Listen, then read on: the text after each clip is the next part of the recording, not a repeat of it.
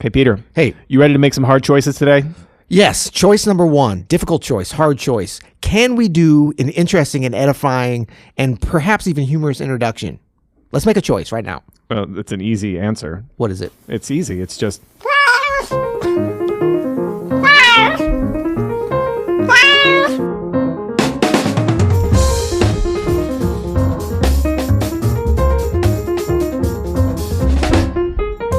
I'm Adam Manis. And I'm Peter Martin. And you're listening to the You'll Hear It podcast. Music advice coming at you, as well as some new animal sounds. That kind of reminded me. It's a meow chord. It's a... Which kind of fits with this introduction song as well, right? Yeah, we've got the moo chord, of course. Then we've just christened... Just last episode, we christened... But available to all religions and races, to be clear. The meow chord. The meow chord. Which is just it's an inclusive chord.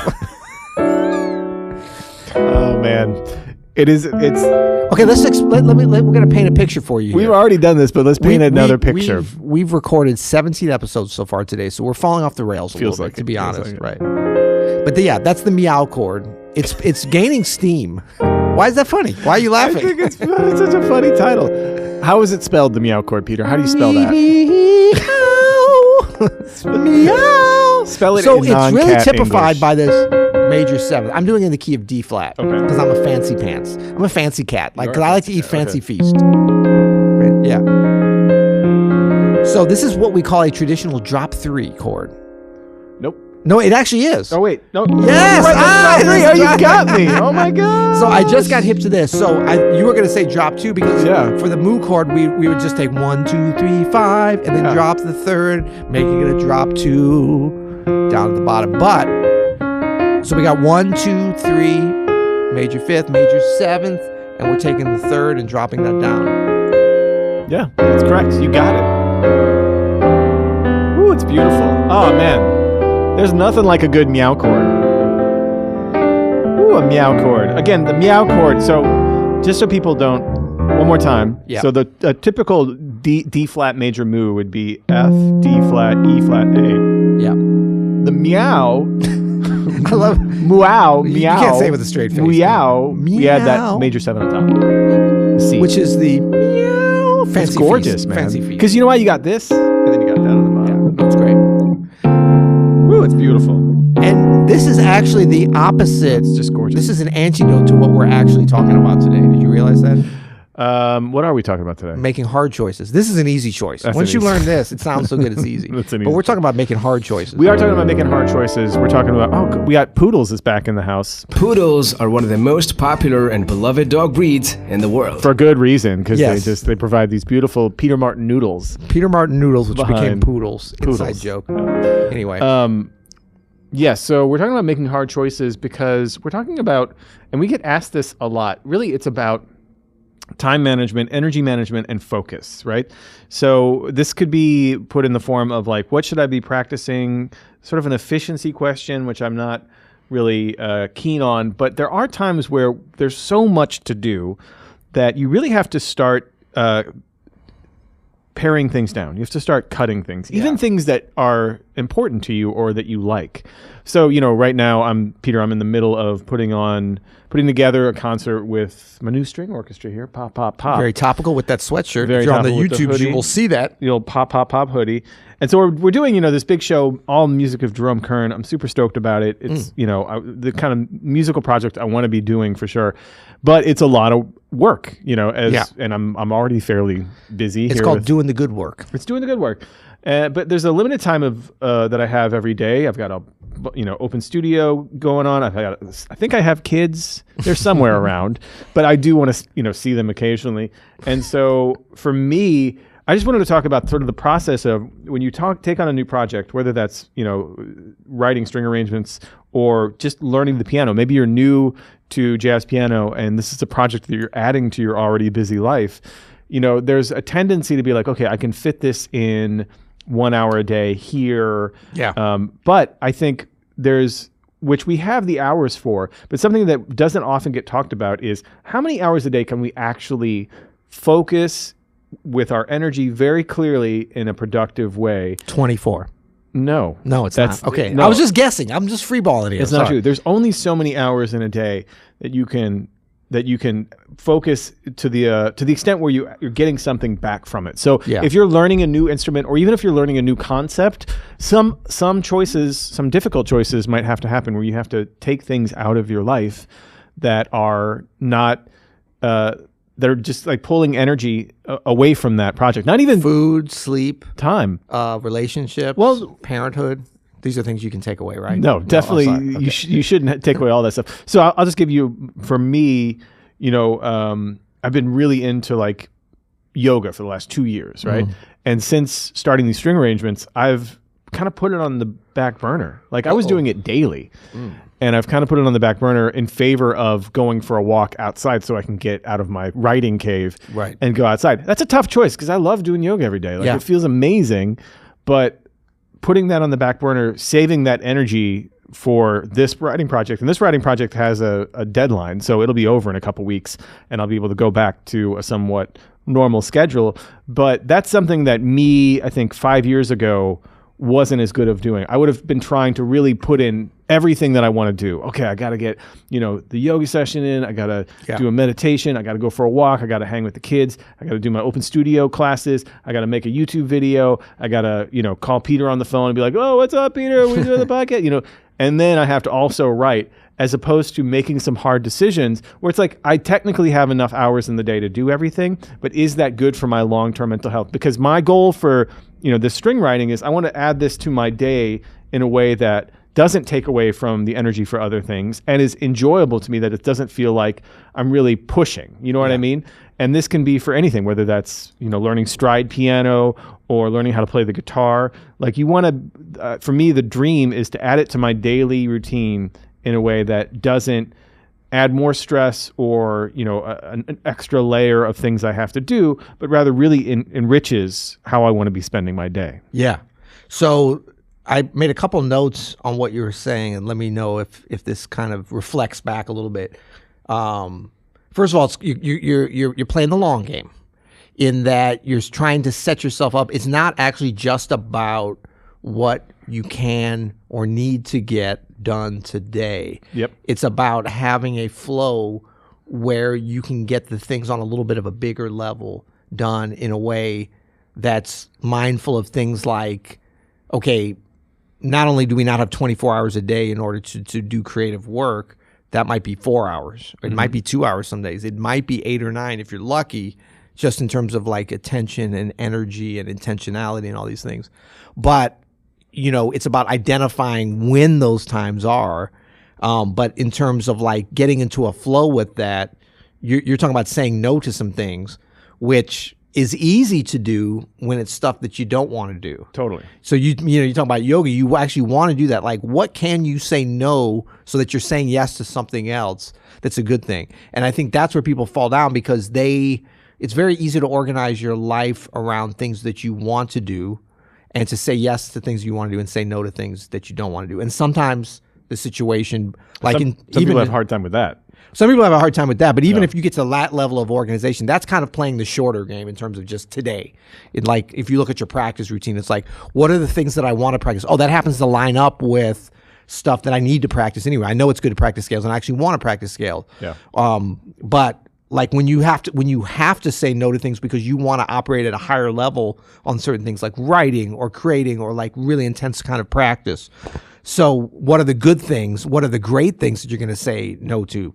That's, I think, it's a great and a nuanced thing that made me remember something that I used to do. I'm going to get back on doing this, which is the to-don't list. Yeah. You know about the to-don't list? No, but it feels tells like a it very all Peter there. Martin thing. Yeah. No, you got your to-do list. Yeah. But what goes along with that as you do start to try to play the longer game and really start to develop over days and weeks and months as opposed to just what can I get done today, you have to have a list of things that you're not going to do. And you're already doing that. You're mentioning the yoga. That's on your to-don't list. Not that you can't ever do it, but you're committing when you get up to not saying I'm going to do these things. It's almost like the things that you need to do become so focused and narrow that you don't need a list for those, but you need a list of other things that you're not going to do. That's right. You'll gravitate towards those things because you got a deadline. Yep. You've got the creative impetus inside of you to want to do these things. It's not just like taking out the trash. It's not a list of tasks or chores you have to do. It's big chunks of things. So then you have to get a list of other things that you're not going to do, I think, to give and to honor that time and let the sunlight hit the good stuff. And that's hard. That's the hardest part. It's really the hardest part. And I love that idea of the to don't list to help free up some of that energy. And I'll add to this too, that, my goal for this is to create a day where moment to moment, I'm really engaged in loving everything I'm doing. I'm really into everything I'm doing. That's why I actually started this whole project with string orchestra, because I want to be writing for that every day. Like, I want to spend my days writing this music. Little sidebar. I just had a mental image of like Adam in a beautiful meadow with like a flowing like dress on, just dancing like from like a piano and a ukulele. And why is this coming up?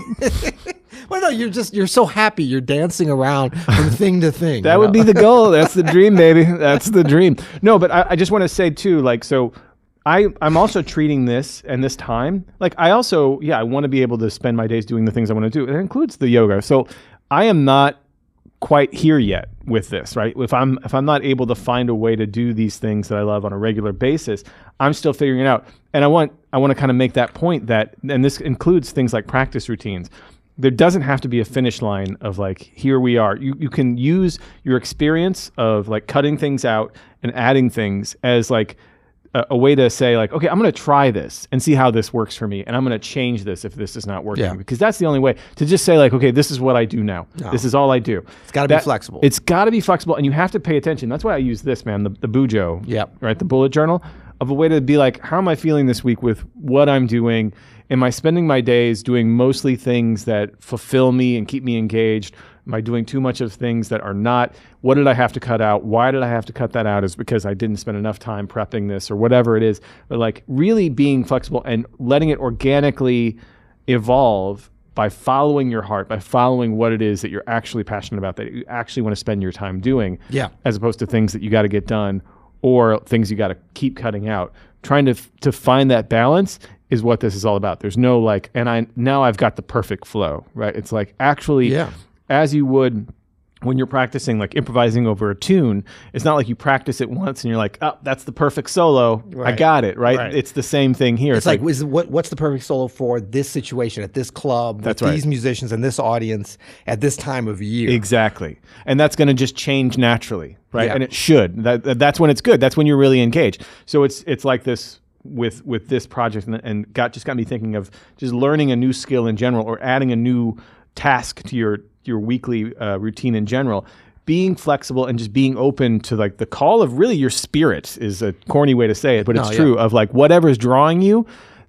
It seems like sometimes our initial reaction is like, no, push that down because I've got all this other stuff to do. Yeah. That's when you should be like, wait, I got to listen to this voice that's inside me saying, this is what I want to be doing, because that's when you're really going to get the good work done. Absolutely. As they say. Yeah, and I think that if you look at it like, not to oversimplify, but to kind of think about the bigger chunks that go day after day, the qualitative versus the quantitative. Like if you're trying to push up the qualitative thing with like a creative endeavor, like really like always play music, but especially like if you're going to write something or create something, and then especially when it's attached to some kind of a time, not like, oh, there's a difference between I'm going to write a symphony orchestra sometime in my life, to I'm going to write a symphony orchestra before March 17th.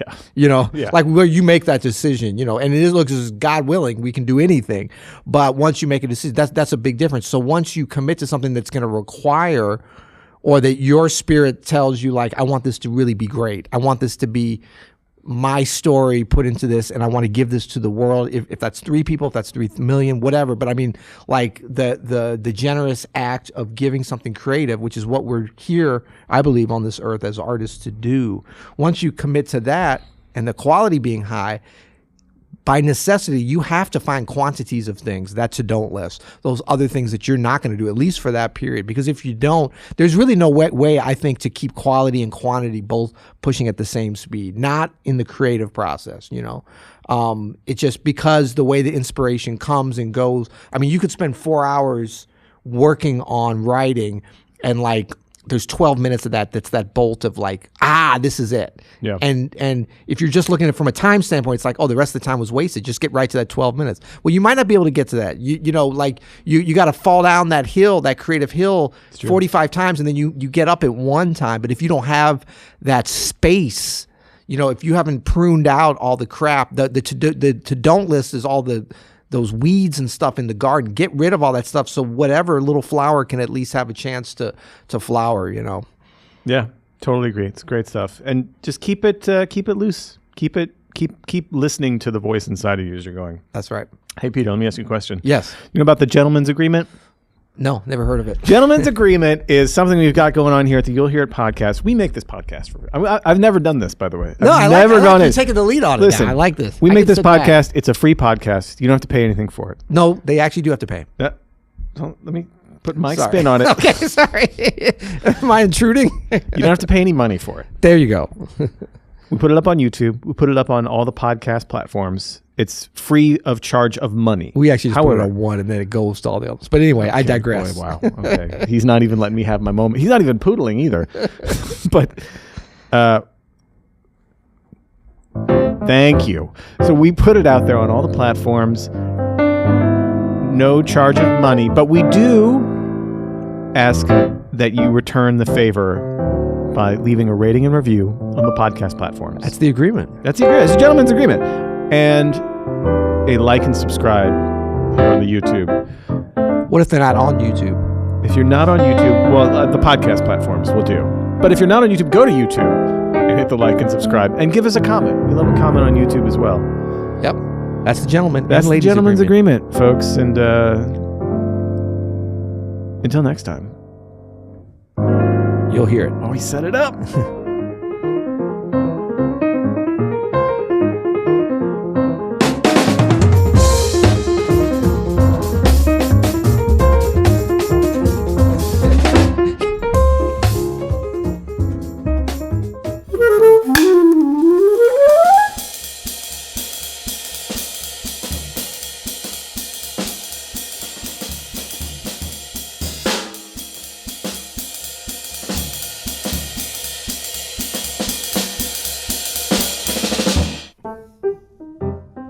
I'm in Steamboat Springs, Colorado currently. I'm in Indianapolis. Hey, how's it going, guys? Andrew, hi. Because I feel inspired to play something else from your playing. Okay, that's great.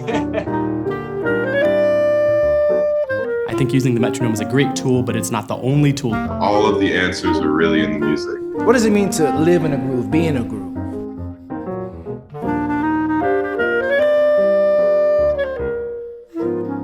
Until next time, happy practicing.